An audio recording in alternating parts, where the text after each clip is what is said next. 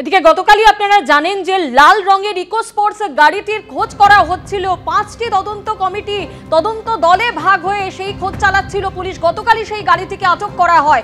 অন্যদিকে দিল্লির লালকেল্লার কাছে বিস্ফোরণের যে ব্রেজা গাড়িরও খোঁজ করা হচ্ছিল, সেই গাড়িরও হদিশ পাওয়া গেছে। ব্রেজা গাড়িটি শাহিনের নামে রেজিস্টার্ড পরীক্ষা করছে জম্মু কাশ্মীর পুলিশ এবং ইতিমধ্যেই আলফালা বিশ্ববিদ্যালয় যেখান থেকে এই ব্রেজা গাড়ি উদ্ধার করা হয়েছে সেখানে পৌঁছে গিয়েছে বম্ব স্কোয়াড। সরাসরি আমাদের প্রতিনিধি পার্থ প্রতিম ঘোষ আমাদের সঙ্গে রয়েছেন। পার্থ, একদিকে আলফালা বিশ্ববিদ্যালয়ে উদ্ধার হওয়া ব্রেজা গাড়ি তা পরীক্ষা করার জন্য বম্ব স্কোয়াড পৌঁছে গিয়েছে, অন্যদিকে লাল রঙের ইকো স্পোর্টস গাড়ি তা পরীক্ষা করে দেখেছেন তদন্তকারী দল। ঠিক কি খবর রয়েছে তোমার কাছে? দেখো, লাল রঙের যে স্পোর্ট গাড়ি সেটা পরীক্ষা শেষ হয়ে গেছে। গতকাল রাত্রে থেকে এনএসজির টিম, পাশাপাশি এনআইএর টিম এবং আজকে দুপুরবেলা সেখানে ফরেন্সিক টিমের আধিকারিকরা যান এবং সেই গাড়ি পরীক্ষা করেন। সেই গাড়িটা হচ্ছে উমার উন নবীর গাড়ি এবং সেই গাড়িটিকে বর্তমানে পরীক্ষা করে ওই যে গ্রাম ছিল ফরিদাবাদে, সেই গ্রাম থেকে বার করা হয়েছে এবং এক্ষেত্রে এবং তার পরবর্তীকালে এখন কিন্তু যে বিষয় সেটা হচ্ছে আমরা দাঁড়িয়ে রয়েছি আলফালা ইউনিভার্সিটিতে এবং এই আলফালা ইউনিভার্সিটির ভেতরে হরিয়ানা পুলিশের বিশাল বাহিনী তারা এসে পৌঁছেছেন, তার সঙ্গে হরিয়ানা পুলিশের বম্ব স্কোয়াড তারা এসে পৌঁছেছেন এবং আসার পর একেবারে সোজা যে ছবি আমার সহকর্মী সুবীর রায় তুলে ধরছে, এই যে জায়গা দেখতে পাচ্ছি এখান থেকে সোজা গিয়ে বাদিক থেকে গেলে সেইটা হচ্ছে সেই স্থান এবং যেখানে হচ্ছে হস্টেল রয়েছে এবং সেই হস্টেলের কাছে গিয়ে সেখানে কিন্তু একেবারে বম্ব স্কোয়াড এবং হরিয়ানা পুলিশ এবং হরিয়ানা পুলিশের বিশাল বাহিনী তারা সম্পূর্ণভাবে গোটা জায়গাটাকে একেবারে ঘিরে রেখেছে এবং ঘিরে রেখে একটি গাড়ি, ব্রেজা গাড়ি, সেই গাড়ির যে তারা হদিশ পেয়েছে এবং সেই গাড়ি তারা পরীক্ষা করছে। এই গাড়িটি কার? এই গাড়িটি হচ্ছে শাহিন শাহিদের গাড়ি। চিকিৎসক শাহিন শাহিদকে তুমি জানো এর আগেই গ্রেপ্তার করা হয়েছিল এবং যে গাড়ির নম্বর হচ্ছে HR87U9988 এবং এই গাড়িটা হচ্ছে 1 মাস আগে শাহিন শাহিদ সেপ্টেম্বরের শেষের দিকে কেনে এবং কেনা হয় যে এই যে আলফালা ইউনিভার্সিটি, এই ইউনিভার্সিটির ঠিকানায় শাহিন শাহিদ দিয়েছিল নগদ টাকায় প্রেজেন্ট এবং পার্মানেন্ট অ্যাড্রেস হিসাবে এই ইউনিভার্সিটির ঠিকানায় কিন্তু সে দেয় এবং এই মুহূর্তে ওই গাড়িটাকে পরীক্ষা করা হচ্ছে।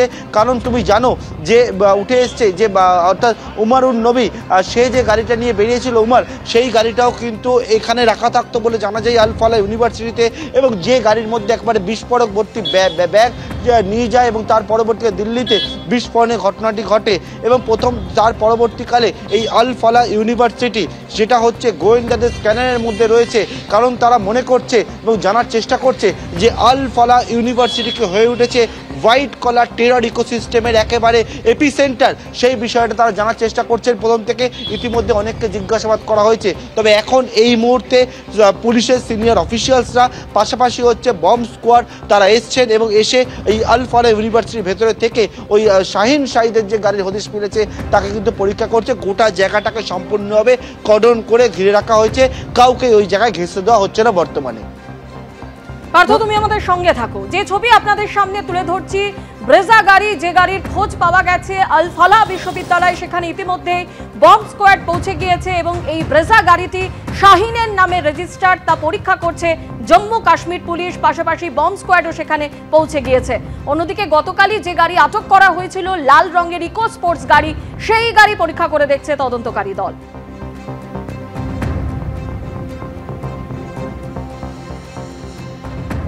আর দিল্লি বিস্ফোরণ কাণ্ডে পুলিশের স্ক্যানারে রয়েছে মৃত চিকিৎসকের আড়ালে জঙ্গি উমার উন নবীর আরও একটি গাড়ি। এই গাড়িটি ফরিদাবাদের খান্ডাওয়ালি গ্রাম থেকে বাজেয়াপ্ত করা হয়।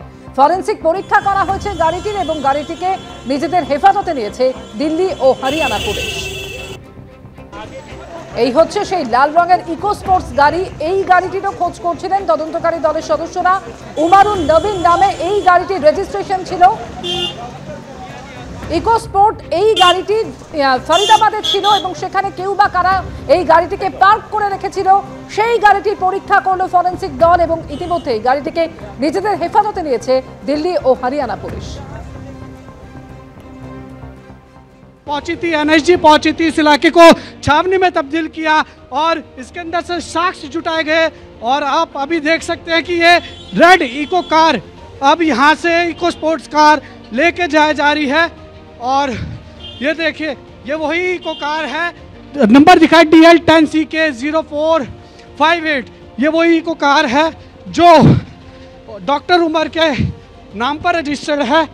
और कल शाम को 4 बजे स्थानीय लोगों ने बताया था कि यहाँ पर इको स्पोर्ट्स कार पुलिस को मिली थी और 24 घंटे के बाद पूरे अब इसको इस गांव से लेके निकला जा रहा है। और तस्वीरें आपके सामने हैं। फॉरेंसिक जहाँ CFSL की टीम यहाँ पर पहुँची है और उसके बाद पूरी जांच करने के बाद इसको लेके जाया जा रहा है। और यहाँ पर आप देख सकते हैं तमाम जितने भी अधिकारी हैं, चाहे वो हरियाणा पुलिस के हों, दिल्ली पुलिस के हों, वो सारे इसको लेके यहाँ से सुरक्षा के मद्देनज़र यहाँ पर आप देख सकते हैं कि लेके यहाँ से इस इको स्पोर्ट्स कार को लेके जाया जा रहा है। দিল্লি বিস্ফোরণ কাণ্ডে গোয়েন্দাদের হাতে উঠে আসছে একের পর এক বিস্ফোরক তথ্য। বিস্ফোরণের দিন সকালে দিল্লি চলে এসেছিল উমার। সকাল 8টায় বাদরপুর সীমানা দেখা গিয়েছিল তার গাড়ি এবং টোল প্লাজা সিসিটিভি যে ফুটেজ সেখানে দেখা গিয়েছে এই উমারকে। আর উমারের এই সাদা i20 গাড়ির পিছনের আসনে রাখা ছিল ব্যাগ, আর যে ব্যাগকে ঘিরে রহস্য তৈরি হচ্ছে। এরপর দুপুর 2টো নাগাদ উমারের গাড়ি দেখা গিয়েছিল দিল্লির কনট প্লেসে। কনট প্লেসে সিসিটিভি ফুটেজেও ধরা পড়েছে সেই সাদা i20 গাড়ির ছবি। এই কনট প্লেস থেকে এই সংসদ ভবনের দূরত্ব হচ্ছে মাত্র 3 কিলোমিটার। আর এখানে প্রশ্ন উঠছে, দিল্লির হাই সিকিউরিটি জোনে কিভাবে গাড়ি নিয়ে অবাধে ঘুরে বেড়ালো উমার। আর এরপর লালকেল্লার পার্কিং লটে পৌঁছয় উমারের গাড়ি, যে পার্কিং লট থেকে সন্ধে 6টার কিছু পরে সেই গাড়ি বের হয় এবং সন্ধে 6টা বেজে 50 মিনিটে সেই বিস্ফোরণ হয়। লালকেল্লার পার্কিং লটের বাইরেও উমারের ছবি ধরা পড়েছে সিসি ক্যামেরায়।